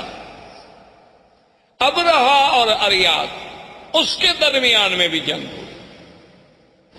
تو انہوں نے پھر ایک فیصلہ کیا، انہوں نے کہا دیکھو بات یہ ہے کہ تمہاری فوج اور ہماری فوج تو ایک ہے نا، ہم تو ایک نسل کے لوگ ہیں، ابھی تم بھی اسی بادشاہ کے گورنر تھے، میں بھی اسی بادشاہ کا گورنر، فوج ایک، جنگ اور قبیلہ ایک، انسان وہی، سب احباش ہیں ہمارے۔ اگر تمہاری فوج ماری گئی تو احباش مارے گئے، میری ماری گئی تو احباش مارے گئے، ہم فوجوں کو کیوں ماریں؟ ہم ایسا کیوں نہ کریں کہ ہم دونوں آپس میں لڑیں، جو مر گیا مر گیا، جو بچ گیا وہ حاکم بن جائے۔ تو ابرہہ اور فریاد نے آپس میں جنگ لڑی۔ تو فریاد نے ایک تلوار کا بھرپور وار کیا جس سے ابرہہ کا ناک کٹا، جس کی وجہ سے ابرہۃ الاشرم، کہ وہ ناک کٹا ابرہہ، اس وجہ سے اس کا لقب پڑا، اس کی ناک کٹی۔ اس نے جو بھرپور وار کیا تو فریاد مارا گیا، لہذا ابرہہ بن گیا۔ اب ابرہہ جب بن گیا تو اس نے، اب بادشاہ قیصر کو پتہ چلا کہ ان لوگوں نے کیا کیا، میں نے ان کو کہا کہ دشمنوں پہ حملہ کرو، یہ آپس میں لڑے، اور اس نے میرے اپنے گورنر اریاد کو قتل کر دیا، بڑا بدبخت ہے ابرہہ۔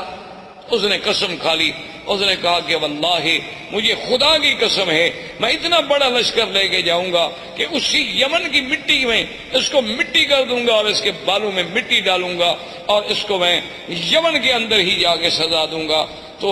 فوری طور پر جب ابرہہ کو پتہ چلا کہ قیصر روم حملہ کرنے والا ہے تو آدمی بڑا چالاک تھا، اس نے فوراً سر پہ اسرا پھروا دیا اور یمن کی مٹی جو تھی وہ بھی ایک برتن میں بھر کے قاصد بھیجے بادشاہ روم کے پاس کہ جناب میں تو آپ کا غلام ہوں، آپ چونکہ قسم کھا بیٹھے ہیں نا تو لہذا میرے بال بھی حاضر ہیں، یمن کی مٹی بھی حاضر ہے، اس میں میرے بال ڈال دو، قسم تمہاری پوری ہو گئی، خدا کے لیے مجھ پہ حملہ کیوں کرتے ہو؟ بادشاہ بھی خوش ہو گئے، انہوں نے کہا ٹھیک ہے، جب ایک آدمی اتنا نیاز مندی پہ آ جائے، جب اتنا اس نے کر دیا کہ اپنے بال کٹوا دیے، بال کٹانے کا معنی تو یہ ہوتا نا کہ گردن پیش کرتی، ورنہ اللہ میاں کو احرام میں یا حج میں یا عمرے میں بالوں کی کیا ضرورت ہے؟ مقصد تو یہ ہے کہ ہم نے سر اللہ کے حکم پہ جھکا دی کہ اپنی محبوب ترین چیز جو ہے بندے نے پیش کر دی، قربان کر۔ اب جناب جب یہ ہو گیا تو اب ابرہہ نے اسے خوش کرنے کے لیے انہوں نے کہا کہ جناب گزارش یہ ہے کہ سرزمین عرب میں ایک کعبہ ہے تو ہم یہاں اپنا کعبہ کیوں نہ بنائیں؟ تو وہاں اس نے ایک کعبہ بنایا جس کا نام قلیس، اور اس کعبے کو اتنا جناب اس نے بنایا تعمیری طور پہ، اور اس کے بعد اس نے قیصر روم سے کہا کہ پوری دنیا میں اعلان کریں کہ اس کعبے کا حج کریں۔ اعلان ہو گیا۔ ایک قبیلہ تھا نسیع، عرب کا ایک قبیلہ تھا نسیع۔ نسیع کا معنی ہوتا ہے کسی چیز کو پیچھے کرنا۔ اچھا، یہ قبیلہ جو تھا نا، یہ حرم کے بڑے مجاور تھے اور حرم کے بڑے خادم تھے، اور یہ مکہ اور طائف کے قریب درمیان میں یہاں ان کا قبیلہ آباد تھا۔ اصل میں ان کو نسی کیوں کہا جاتا تھا کہ 4 مہینے ہیں نا جن میں جنگ اللہ نے حرام کر دی تھی، اربعۃ حرم۔ اچھا، وہ 4 مہینے کون سے تھے؟ رجب، اچھا اس کے بعد پھر ذی القعدہ، ذی الحجہ اور محرم۔ اچھا، یہ 3 مہینے اکٹھے ہیں، ذی القعدہ، ذی الحجہ، محرم، رجب اکیلا ہے۔ اب جناب جب یہ اتنی مدت ہو جائے عربوں کو لڑائی نہ ہو، تو عرب تو بغیر لڑائی کے رہ نہیں سکتے تھے نا، یہ تو قومیں ایسی تھی کہ بس ہر وقت لڑنا ہے۔ ان کی لڑائیاں اس بات پہ بھی ہوئی ہیں کہ ایک قبیلے نے کہا کہ تمہارے درختوں سے ایک چڑیا اڑی اور میرے درختوں پہ آ کے بیٹھ گئی، یہ زیادتی کیوں ہوئی؟ اس پہ لڑائی شروع ہو گئی اور سینکڑوں آدمی قتل ہو گئے کہ وہاں سے چڑیا اڑ کے میرے باغ میں کیوں؟ لڑائی ہو گئی۔ اب جناب یہ جب ان کا اب جب 3 مہینے صبر کیسے کریں، تو یہ اس قبیلے والوں کو کہتے کہ بھئی ہم نے فلاں قبیلے سے لڑنا ہے، تو کہتے کوئی بات نہیں، ہم محرم کو پیچھے کر دیتے، ہم محرم جو ہے نا پیچھے کر، ذی الحج کے بعد جب مہینہ آتا وہ کہتے جی یہ سفر ہے، اس کے بعد محرم آئے گا، تو اس کو یعنی 1 مہینے کو پیچھے کر دیتے۔ تو اس لیے ان کو نسی کہا گیا کہ یحلونہ عاما ویحرمونہ عاما۔ اللہ نے قرآن میں بھی فرمایا 1 سال تو اس کو محرم رہنے دیتے، 1 سال اس کو سفر بنا دیتے، پھر جنگ حلال ہو جاتی۔ تو یہ نسی قبیلہ جو تھا، ان کو جب پتہ چلا کہ بھئی حبشے میں ابرہہ نے ایک کعبہ بنایا ہے خدا کے کعبے کے مقابلے پر، انہوں نے کہا بھی اگر آہستہ آہستہ اس کی رونق بڑھ گئی اور چرچا بڑھ گیا تو ہمارا تو مسئلہ ختم ہو جائے گا۔ یہ یہاں سے کچھ آدمی نکلے اور چوری چوری داخل ہوئے، عبادت کے بہانے سے رات کو وہاں گندگی کٹھی کی اور ان کی دیواروں کو گندگی لگا کے یہ غائب ہو گئے۔ صبح جب ابرہہ کو اطلاع ملی کہ تمہارے کعبے کو تمہیں بے حرمتی کی، اس نے کہا یہ کس نے کی ہوگی؟ اس نے کہا صاف بات ہے، صاف بات ہے، عرب قبائل کے علاوہ اور کون کر سکتا ہے، اور کسی کو ہمارے کعبے سے کیا دکھ ہے؟ تو تحقیق پر پتہ چلا کہ بھی ہاں یہ تو نسی والوں کا کام ہے، جو مکے کے کعبے کے مجاور ہیں نا، قبیلہ بنو نسی، یہ انہی کا کام ہے۔ انہوں نے کیا تو اس نے کہا کہ ٹھیک ہے، حکم دیا فوجوں کو کہ تیاری کرو، میں جا کے اس کعبے کو منہدم کرتا ہوں، جب تک وہ کعبہ رہے گا نا میرے کعبے کا جو ہے لوگ عزت نہیں کریں گے اور نہ یہاں کوئی حج کرے گا۔ اس کعبے کو توڑ دیتے ہیں، کچھ عرصے کے بعد لوگ بھول جائیں گے کہ کہاں کعبہ تھا، کہاں کیا تھا، کیا حج تھا، کیا آکام تھے۔ تو یہ وہاں سے لشکر لے کے چلا، اور اسی کے لشکر میں ہاتھیوں کا لشکر تھا، اور ان میں جو سب سے بڑا ہاتھی تھا اس کا نام محمود تھا۔ اس ہاتھی کا نام جو ہے محمود تھا، لوگ نام رکھتے تھے، اور اس کا سائز جو تھا چلانے والا اس کا نام انیس۔ یہ جناب لشکر چلا، یہ جب آیا راستے میں تو لوگوں کو پتہ چلا کہ یہ عجیب بات ہے، کعبۃ اللہ کو گرانے کے لیے آ رہا ہے۔ تو راستے کے عرب قبائل جو تھے انہوں نے جا کے اس سے لڑائی لڑی، لیکن وہ بیچارے شکست کھا گئے، اور ذو نفر ان قبیلوں کا سردار تھا، وہ قید ہو گیا۔ وہاں سے چلتے چلتے یہ طائف آیا۔ طائف میں اس وقت بنو ثقیف تھے، قبیلہ بنو ثقیف آباد تھا۔ تو بنو ثقیف کو پتہ چلا کہ ذو نفر جو ہے وہ بھی شکست کھا گیا، بنو خصم والے وہ شکست کھا گئے، تو ہم بنو ثقیف اب اس کا کیسے مقابلہ کر سکتے ہیں اتنے بڑے لشکر کا؟ تو انہوں نے ابرہہ کو پیغام بھیجا کہ دیکھو تم جا رہے ہو کعبۃ اللہ کو توڑنے کے لیے، ہم تمہارا راستہ نہیں روکتے، تم جانو مکہ جانے، کعبہ جانے،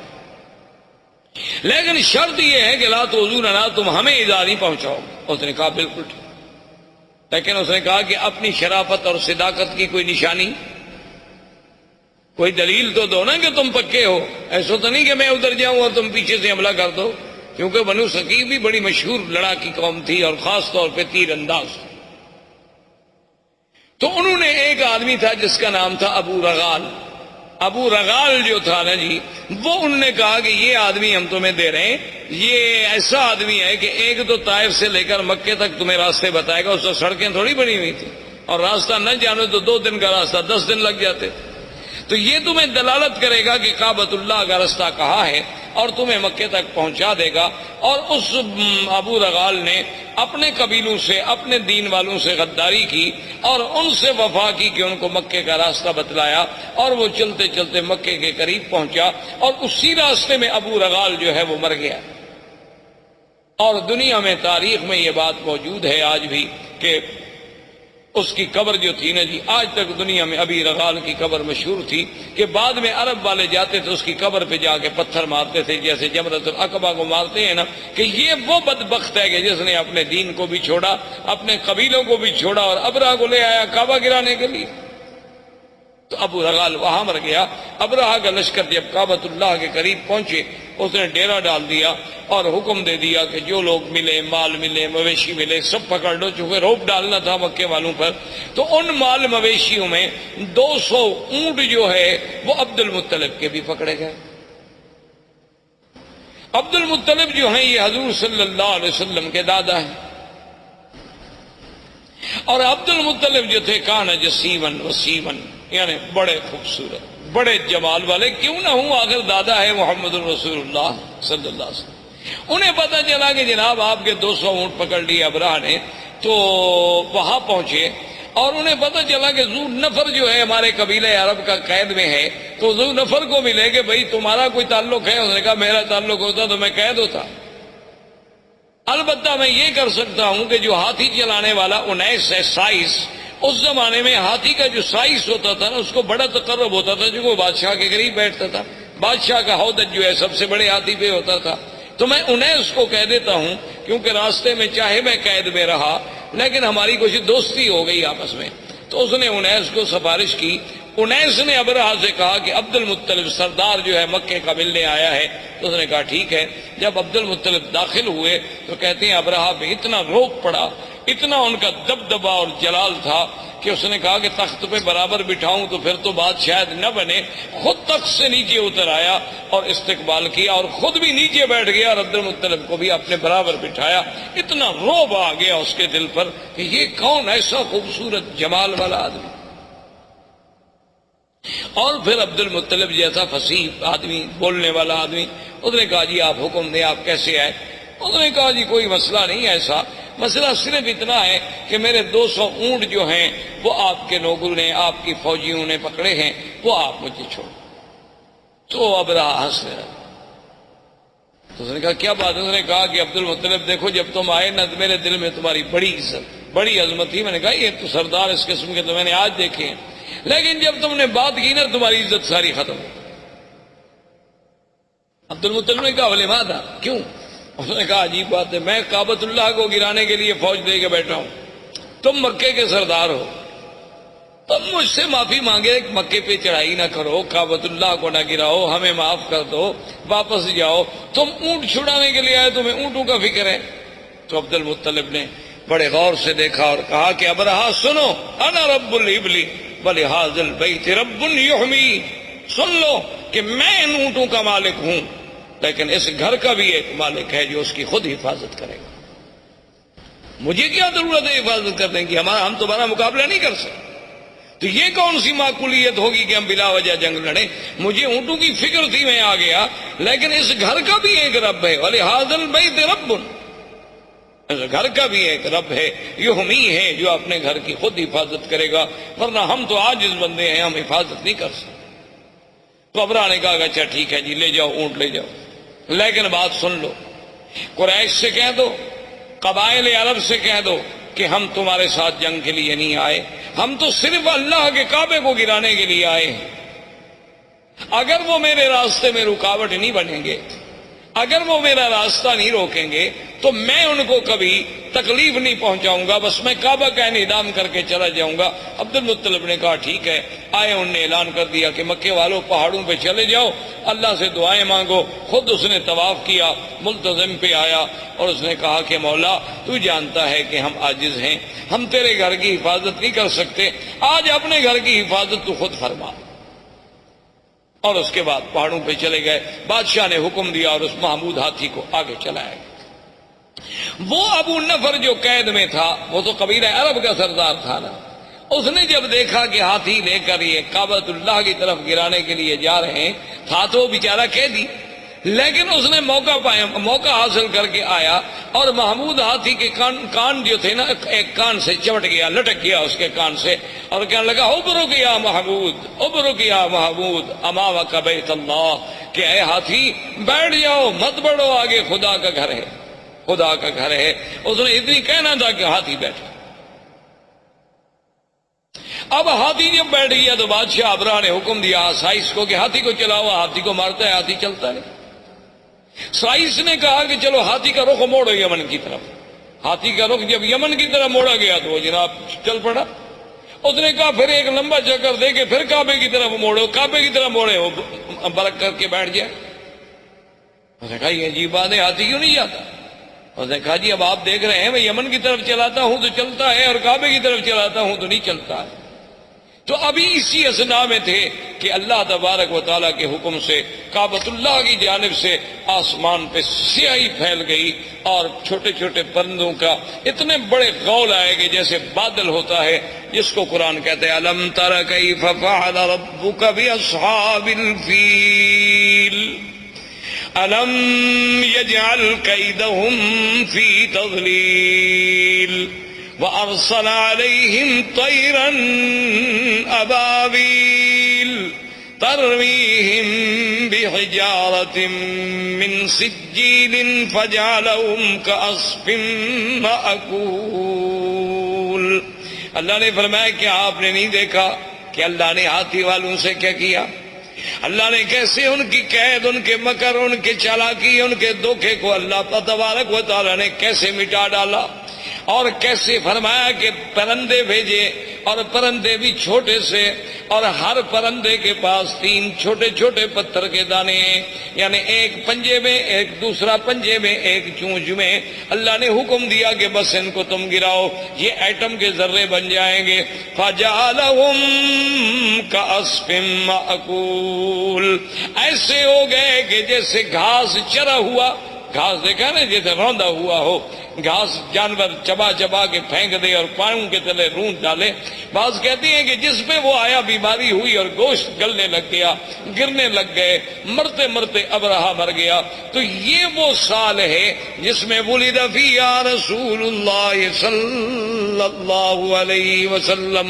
جس میں میرے مدنی محمد مصطفیٰ صلی اللہ علیہ وسلم پیدا ہوئے. چونکہ عرب کے پاس کیلنڈر نہیں تھا، تقویم نہیں تھی، تاریخ نہیں تھی، وہ بڑے بڑے حوادث کو یاد کرتے تھے کہ یہ واقعہ کب ہوا، یہ واقعہ کب ہوا.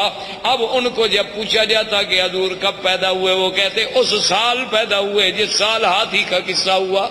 ولد سنۃ الفیل. تو اب میرے مدنی صلی اللہ علیہ وسلم کی پیدائش کا مرحلہ آیا. تو یہ احوال عرب تھے. اس کے بعد جو میں نے سابقہ درس میں عرض کیا تھا وہ پیدائش سے پہلے کے حالات تھے، اور زندگی باقی انشاءاللہ تو آنے والے درس میں اب ہم بیان کریں گے ولادت محمد مصطفیٰ. والسلام علیکم ورحمۃ اللہ وبرکاتہ.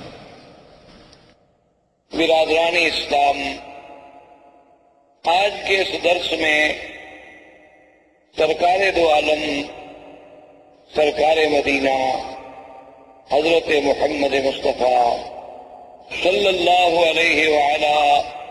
آلہ واصحابہ وسلم تسلیما کثیرا کثیرا کی سیرت مبارک کے بارے میں کچھ باتیں عرض کریں. سب سے پہلی بات تو یہ تصور فرما لیں کہ حضور صلی اللہ علیہ وسلم کی سیرت مبارکہ، آپ کی سیرت طیبہ، آپ کی زندگی کے ہر پہلو میں ایک ایسی شان ہے کہ ساری زندگی بھی انسان اگر اس کو بیان کرنے کے لیے اپنی پوری سعی و جد و جہد کرے تو وہ زبانیں گنگ ہو جائیں گی، قلم ٹوٹ جائیں گے، لیکن حضور صلی اللہ علیہ وسلم کی سیرت کے پہلو بیان نہیں ہو سکتے. ہم مسلمانوں کا الحمدللہ یہ عقیدہ ہے کہ اللہ تبارک و تعالی نے جتنے پیغمبر مبعوث فرمائے، جتنے نبی بھیجے، جتنے رسول آئے، جن کی صحیح تعداد کا علم تو اللہ کو ہے. عام روایات سے جو بات معلوم ہوتی ہے وہ یہ ہے کہ 1,24,000 نبی بھیجے گئے، جن میں 313 رسول آئے، اور ان 313 رسولوں میں سے پھر 5 اولو العزم من الرسل آئے، اور ان 5 میں سے بھی پھر سب کے سردار جو ہیں وہ خاتم الرسل سیدنا محمد مصطفیٰ صلی اللہ علیہ وسلم کی ذات مبارک. تو اس لیے حضور صلی اللہ علیہ وسلم کی زندگی کا ہر پہلو، یعنی آپ کی ولادت سے قبل، آپ کی ولادت مبارکہ کے احوال، آپ کی ولادت سے پہلے کے علامات، آپ کی ولادت سے قبل کے مبشرات، آپ کی ولادت باسعادت کے وقت کے حالات، آپ کا رضا، آپ کا بچپن، پھر آپ کی جوانی، پھر آپ کے ازواج مطہرات سے نکاح، پھر حضور صلی اللہ علیہ وسلم کی بعثت، نزول قرآن، پھر سرکار دو عالم صلی اللہ علیہ وسلم کی مکی زندگی، پھر حضور صلی اللہ علیہ وسلم کی ہجرت، حضور صلی اللہ علیہ وسلم کا معراج، حضور صلی اللہ علیہ وسلم کا اسراء، حضور صلی اللہ علیہ وسلم کے غزوات، اسی طرح حضور صلی اللہ علیہ وسلم کا جمال، حضور صلی اللہ علیہ وسلم کا کمال، حضور صلی اللہ علیہ وسلم کی نوال، حضور صلی اللہ علیہ وسلم کے معجزات،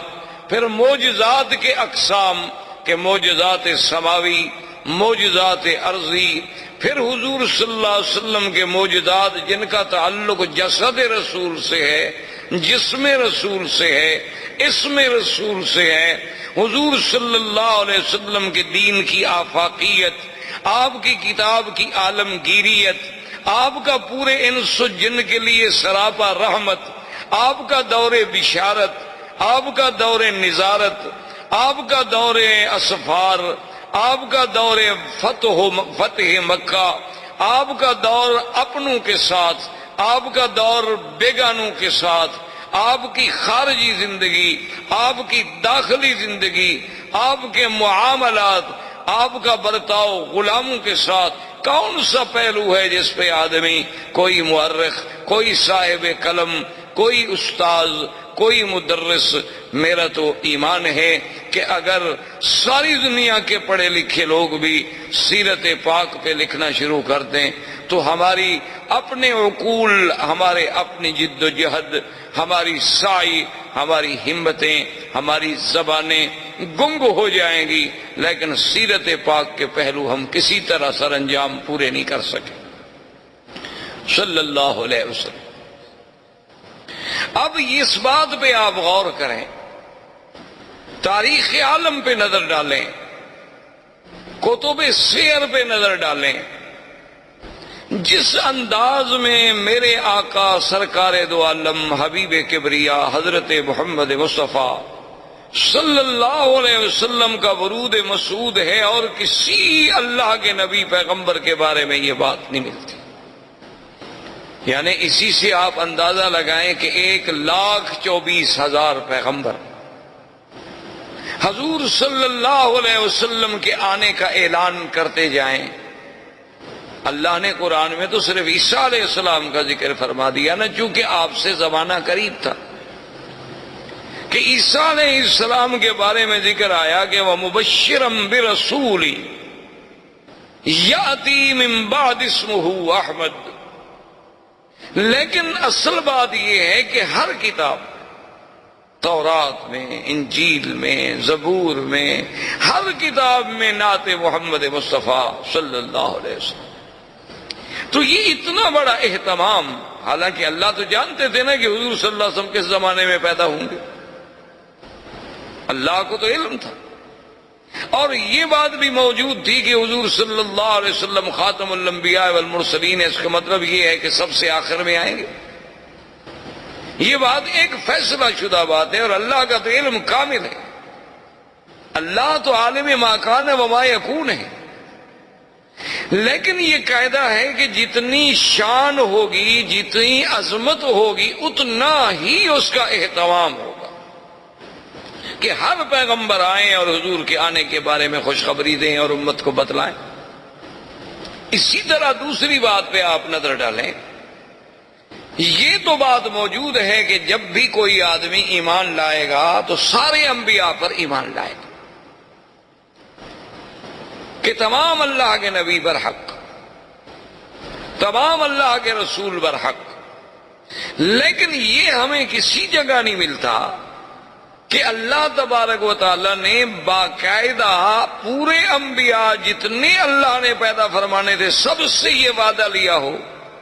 یہ عہد لیا ہو، یہ میثاق لیا ہو کہ اگر میرے مدنی پاک کا زمانہ آئے گا تو تم ایمان لاؤ گے، تم حضور کی نصرت کرو گے۔ یہ کسی اور پیغمبر کے بارے میں ہمیں پورے قرآن و سنت میں بات نہیں ملتی۔ یہ شان ملی تو صرف سیدنا محمد الرسول اللہ کہ ابھی حضور آئے نہیں، ابھی حضور پیدا نہیں ہوئے۔ یعنی جیسے اللہ نے عالم ارواح میں اپنی ربوبیت کے لیے لوگوں سے اقرار کرایا کہ الست بربکم قالوا بلا، کیا میں تمہارا رب نہیں ہوں؟ سب نے کہا کہ نہیں، آپ ہمارے رب ہیں۔ تو جب اقرار الست ہے، اسی طرح اللہ نے فرمایا اذ اخذ اللہ میثاق النبیین لما آتیتکم من کتاب وحکمت ثم جاءکم رسول مصدق لما معکم لتؤمنن به ولتنصرنہ۔ یعنی یہ شان اور کسی پیغمبر کے بارے میں نہیں ملتی کہ اللہ تمام انبیاء سے عہد لے، تمام انبیاء سے میثاق لیا جائے کہ میرا ایک نبی آئے، میرا ایک شان والا پیغمبر آئے۔ اور اسی طرح آپ پورے تاریخ عالم پہ، تاریخ انسانیت پہ، تاریخ اسلام پہ نظر دوڑائیں، ایسا واقعہ بھی آپ کو تاریخ میں کبھی نہیں ملتا کہ اللہ کا نبی پیدا نہ ہوا ہو اور اس پہ ایمان لانے والے پہلے موجود ہوں، ایسا واقعہ کبھی نہیں ملتا۔ یعنی یہ بات تو ملتی ہے کہ بھی انبیاء آئے، تشریف لائے، کچھ لوگ ایمان لے آئے، کچھ لوگوں نے ایمان قبول نہ کیا، کچھ لوگوں نے تصدیق کی، کچھ لوگوں نے تکذیب کی، لیکن ابھی حضور صلی اللہ علیہ وسلم کی بعثت نہیں ہوئی، پیدائش نہیں ہوئی، نبوت ملنا تو بعد کی بات ہے۔ یعنی ابھی حضور صلی اللہ علیہ وسلم اس دنیا میں تشریف نہیں لائے۔ اس وقت تبابع یمن میں سے ایک بادشاہ گزرا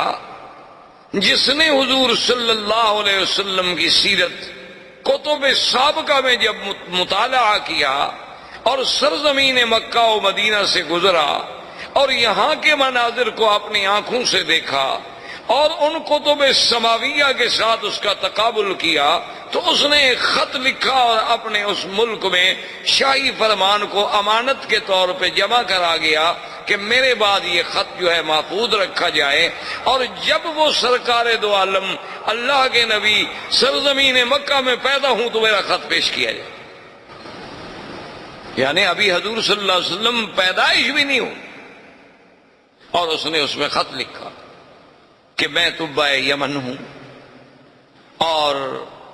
میں اس بات کے لیے یہ خط لکھ رہا ہوں کہ اگر اللہ نے میری زندگی میں آپ کو پیدا اور میں آپ کا وزیر بنوں گا، میں آپ کا معاون اور سپاہی بنوں گا۔ حالانکہ وہ بادشاہ ہے، یمن کا بادشاہ ہے۔ تبابع جو ہیں، یہ تبع جو تھے، یہ یمن کے بادشاہوں کا لقب تھا، جیسے قیصر روم کے بادشاہوں کا لقب تھا، کسرا فارس کے بادشاہوں کا لقب تھا، اسی طرح فراعنہ مصر کے بادشاہوں کا لقب تھا، تو نجاشی حبشہ کے بادشاہوں کا لقب تھا، تو تبابع جو ہے وہ یمن کے بادشاہوں کا لقب تھا۔ وہ تبع الاکبر، تبع الاول، تبع الثانی، اس طرح پکارے جاتے تھے۔ تو اس نے لکھا کہ اگر حضور سرکار دو عالم صلی اللہ علیہ وسلم آپ کو اللہ نے میرے زمانے میں میری زندگی میں پیدا فرما دیا تو میں آپ کا سپاہی ہوں گا، آپ کا وزیر بنوں گا، آپ پہ ایمان لاؤں۔ اور اگر میں پہلے مر گیا اور آپ میرے بعد دنیا میں تشریف لے آئے تو پھر میرے گواہ رہیں کہ میں آپ پر ایمان لا چکا ہوں۔ یعنی اندازہ فرمائیں کہ پوری تاریخ انبیاء میں یہ بات نہیں ملتی کہ ایک نبی پیدا نہ ہو لیکن ایمان لانے والے پہلے اقرار کریں اور پھر اس طرح اہتمام کریں کہ شاہی فرمان لکھ کے اس کو باقاعدہ جمع کرایا جائے۔ احباب کرام، اس کے بعد اب آپ اس مبارک سلسلے کی CD نمبر 2 سماعت فرمائیں۔